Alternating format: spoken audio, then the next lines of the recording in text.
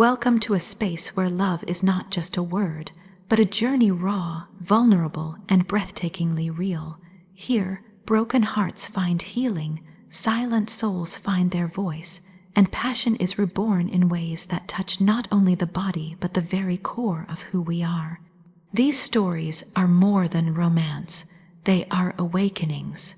From the pain of heartbreak and the silence after divorce, to the unexpected touch that reignites desire, to the sacred fusion of soul and body, and finally to love that is reborn through the courage of vulnerability, every moment here speaks to the truth we all long for.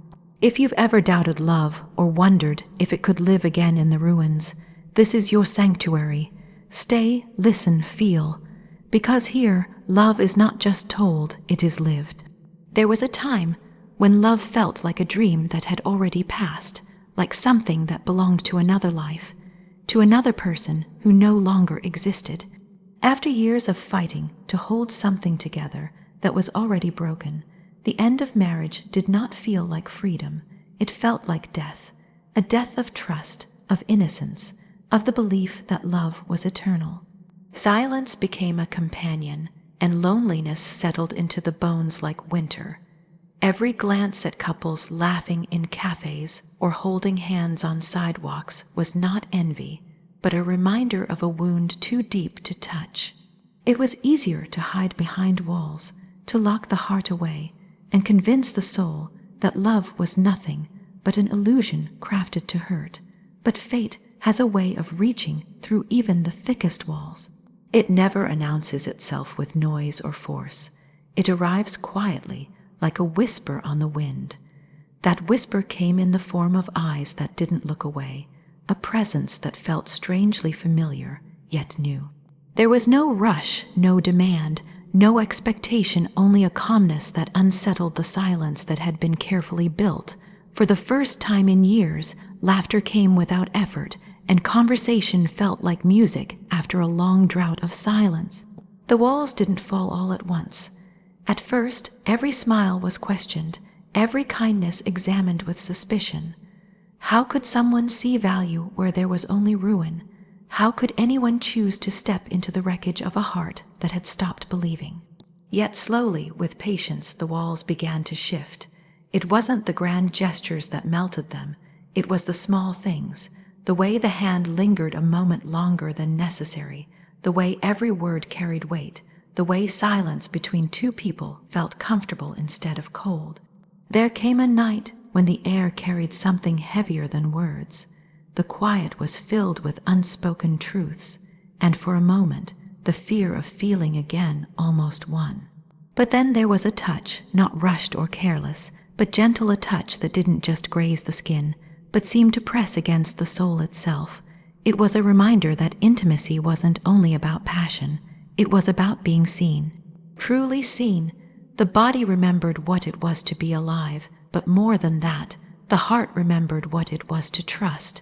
There was still fear, of course, fear of losing again, of being abandoned again, of giving and being left empty. But in those moments of closeness, fear didn't hold the same power. Every embrace carried the unspoken promise, I see you, even in your brokenness, and I choose you. Every kiss was both healing and awakening, stirring something that had been buried so deep it felt impossible to reach. The nights no longer felt endless, and mornings no longer felt heavy. To wake up with warmth beside the heart instead of loneliness beside the body was a gift never expected. The brokenness had not disappeared, but it was no longer a prison. In its place grew a quiet strength, the strength that comes only when someone dares to walk into the ruins and plant something new. Love did not return as it once was, naive and blind. It returned wiser, deeper, more aware of its fragility and its power. The heart that had once been numb began to beat with a rhythm it thought it had lost forever. This was not the same love that had been lost in divorce. It was something entirely new, born from pain but transformed into something beautiful. It is strange how a soul can move from emptiness to overflowing, from silence to laughter, from numbness to trembling with life, to feel again after swearing never to trust again is nothing short of a miracle. And yet, that is exactly what happened. The walls that were built to protect from pain were not destroyed by force. They were dissolved by love that saw through them, by a presence that was patient enough to wait, gentle enough to heal, and strong enough to awaken what was thought dead. Somewhere between brokenness and awakening, the truth revealed itself. Love does not end with loss. It is only hidden, waiting for the courage to open the heart again. And when it returns, it comes with a depth that only brokenness can teach. It was in that moment, in that awakening, that life began again. It began softly, so softly it almost went unnoticed. A conversation stretched a little longer than expected, laughter that lingered, eyes that met and didn't look away. What felt safe at first, what seemed like nothing more than comfort, started to change in ways the mind tried to resist. There was no plan for it, no decision to invite it in, and yet it happened. The heart stirred, and the body, long asleep, began to awaken. At first, it was just the smallest brush of a hand, a touch so subtle it could have been an accident, but it carried something unspoken. That one moment sent a rush through the veins, not because of the skin itself, but because of the soul behind it. That touch was not like the others from the past. It did not take, it gave. It was not rushed, not careless, but filled with a tenderness that made the air grow heavy and impossible to ignore. The body had forgotten what it meant to tremble. It had forgotten the warmth that could spread from a simple embrace, the way breath could catch in the throat from nothing more than being held close. For so long, touch had been mechanical, expected, or worse, absent altogether. To feel it again, not out of duty, but out of pure desire, was like being pulled out of a long, cold winter into the first day of spring. It was not lust alone. Lust is fleeting, shallow, hungry for itself. This was different. It was as though every kiss spoke of longing and reverence at once. Every embrace whispered, "I see you, I need you, I choose you." There was hunger, yes, but it was laced with devotion, with an intensity that reached beyond the body. Desire here was not just fire. It was warmth that healed. The first time lips met, the world seemed to disappear. The kiss was not stolen, but given, slow at first, almost shy, as though testing if the soul truly wanted this. But once the hesitation broke, passion surged like a flood that had been locked behind a dam for years. It was more than mouths meeting. It was hearts colliding, a surrender of fear, a release of everything that had been buried. The body remembered things it thought it had lost forever. The way skin could burn under fingertips, the way a whisper against the neck could make every part of being ache for more. But it wasn't just sensation, it was meaning. Every movement carried intention, every caress carried depth. To be touched like that was not to be used, but to be cherished. Nights changed after that. They were no longer endless stretches of silence and loneliness. They became sacred hours, filled with the kind of closeness that blurred the line between flesh and soul. The rhythm of breathing together, the pulse of two hearts pressed against each other, the way passion could rise and fall like tides, all of it created a world where time had no meaning. There was a moment lying in that embrace when everything became clear. This wasn't just desire in its rawest form, it was connection reborn. It was the body and the soul remembering how to move together, how to trust again, how to give without fear. The passion was undeniable, yes, but it was more than fire in the veins. It was life itself, pouring back into a place that had gone dry.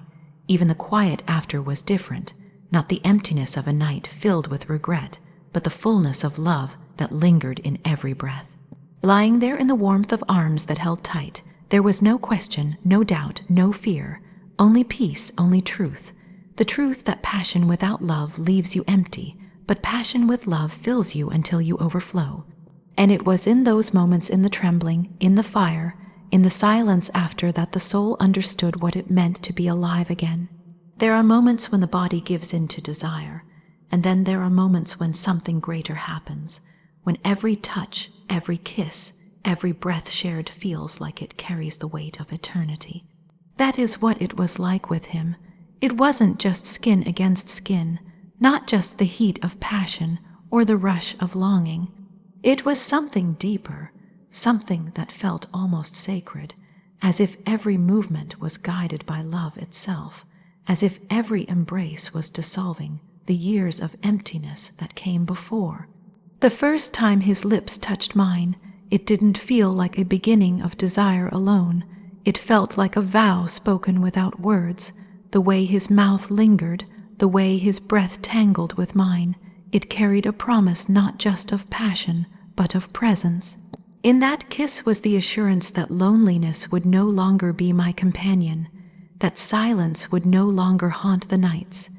And when his arms wrapped around me, holding me not with possession, but with devotion, the walls I had built crumbled effortlessly. There is something unexplainable about the way love changes the body. A touch becomes more than a touch. It becomes a language. His hands spoke to me in ways words never could.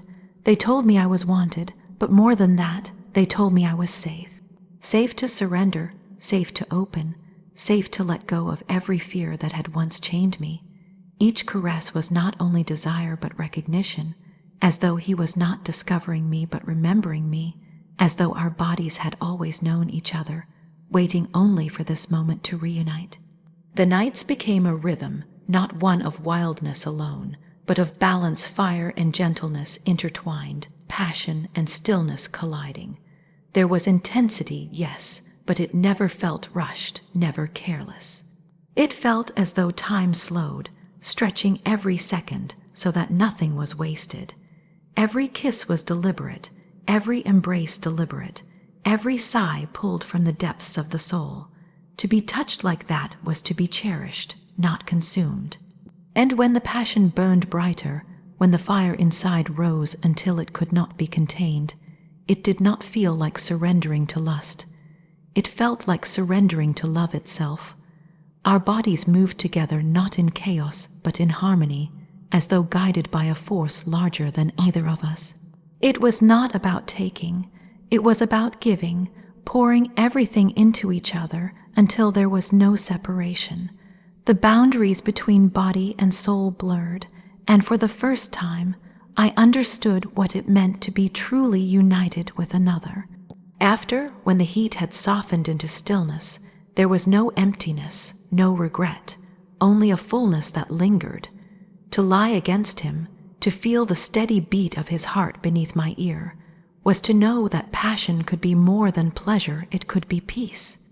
It was as if the universe itself had stitched us together in those moments, binding not just skin, but spirit. It is easy to confuse closeness with intimacy, but this was something different. Intimacy here was not only in the way he touched me, but in the way he looked at me while doing so, as though every glance was worship, as though every part of me deserved reverence. That gaze carried me further than any embrace because it told me the truth, that love was not only alive, but alive within me, alive between us. There was a night when passion reached its height, when everything inside me broke open, and I thought for a moment I might shatter from the weight of it, but instead of breaking, I felt whole. His hands holding me, his voice whispering into my ear, the strength of his body pressed into mine, it was more than union, it was communion. I understood then that love was not meant to just be felt in the heart or in the mind. It was meant to consume every part of us, body and soul alike. And in the quiet after, when sleep pulled me into its gentle tide, I realized that the loneliness I had carried for so long had vanished. It was not just that I was loved, but that I was known through and through in ways words could never describe. The embrace had dissolved the ache, and the passion had turned emptiness into overflowing. That is the power of love when it fuses soul with body. It heals, it awakens, it transforms what was broken into something whole. And once felt, it can never be forgotten. There was a time when the very thought of letting someone close again felt impossible. Too many cracks had been left behind, too many wounds left open, and the weight of them made the soul retreat into silence. Smiles became masks, conversations became walls, and every step forward was guarded. Vulnerability had once been a doorway for pain, and so it was locked, sealed, hidden away. To be seen felt dangerous. To be touched felt unbearable, and yet love has a way of finding the spaces we try hardest to hide. It began with the smallest acts, not grand gestures or flawless words, but presence. Someone who did not try to fix the broken pieces, but simply sat with them. Someone who did not turn away from the silence, but leaned into it with patience. That patience became its own kind of safety, a quiet place where fear could breathe without judgment. And in that safety, the first cracks in the armor began to soften. The hardest part was showing what had been hidden, the scars that weren't just on the body, but etched into the spirit. To reveal them felt like stripping away the last shield of protection. But there came a moment, inevitable and undeniable, when the truth spilled out. The fears, the doubts, the memories of betrayal and loss, they poured like water breaking through a dam. It was raw, unpolished, trembling with the weight of years, and instead of recoiling, instead of walking away, he stayed. He listened. He touched those wounds not with pity, but with reverence. There is something extraordinary about being seen in brokenness and loved even more deeply because of it. That night, when tears gave way to silence, his hand reached for mine with a steadiness that made the air shift. The way his fingers wrapped around mine, the way his eyes held me, it was as though he was saying without words, "You are safe here, you are wanted here, you are whole here." And in that moment, vulnerability turned into strength. The fear of being too much or not enough dissolved, and all that remained was truth. Desire found its way through that truth, not as a force to escape pain, but as a surrender into something greater. When his lips touched mine, it wasn't only passion, it was acceptance. It was devotion in its most human form, love that does not wait for perfection, but thrives in imperfection. Every kiss carried understanding, every embrace carried forgiveness, and every moment of intimacy felt like redemption. To be touched where there were scars, to be held where there had been wounds, was to be reminded that love does not demand flawlessness, it demands courage. The passion that followed was not reckless or hurried. It was slow, deliberate, filled with the weight of two souls choosing to open instead of hide. His hands traced paths over skin that had once flinched from closeness, and instead of fear, there was peace. Instead of shame, there was freedom. The body, once braced against pain, began to lean into pleasure, into tenderness, into the sacredness of being known. And as desire deepened, devotion grew alongside it, until the line between the two no longer existed. It was in the quiet after, lying in his arms, that the truth settled deep inside. Love had not been reborn in moments of perfection or control, but in the trembling, in the letting go, in the fearless act of being vulnerable. To open scars and still be chosen. To reveal wounds and still be kissed. To fall apart and be held tighter. That is where love lived, and that is where it was reborn. Through vulnerability came strength, and through that strength came a love deeper than anything ever known before. Thank you for stepping into this journey of love, desire, and awakening. If these stories touched your heart, if they stirred something deep inside you, then let's keep walking this path together. Don't forget to like, share, and subscribe so you never miss the next chapter in this unfolding tapestry of true love.